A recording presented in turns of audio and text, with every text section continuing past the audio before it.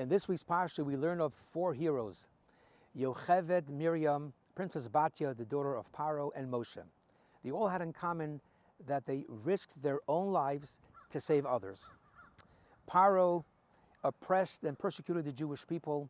He summoned the 2 Jewish midwives, Yocheved and Miriam, to his palace and ordered them to kill all Jewish baby boys. Yocheved and Miriam disobeyed the order. Not only did they allow them to live, but they nurtured them and they took care of all the kids. Then Paro decreed to cast all baby boys into the Nile River. Yocheved puts little Moshe into a basket in the Nile River. Princess Batya goes bathing in the river. She sees the basket. She rescues and saves Moshe, raises him as her child in total defiance of her father's decrees. Then Moshe grows up and he goes out to see his brethren. He sees an Egyptian officer beating a Jewish slave. He strikes down the officer and saves the Jewish slave. And then Paro wants to kill Moshe. He runs away to Midian.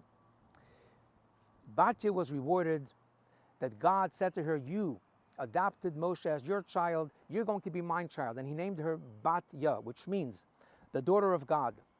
Yocheved and Miriam were rewarded that their descendants became kings and priests.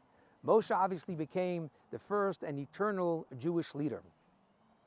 The lesson that we learn from these great heroes is that when an opportunity of saving a life comes your way, whether it is saving one's spiritual life, a physical life, emotional life, don't begin analyzing and making all kinds of calculations. Is it worth it for me? How much will it take for me? How will it affect my life? Remember what the Talmud says: when you save one life, you save a whole world. Princess Batya saved one baby who eventually grew up to save the entire Jewish people from Egypt. Have a wonderful Shabbos.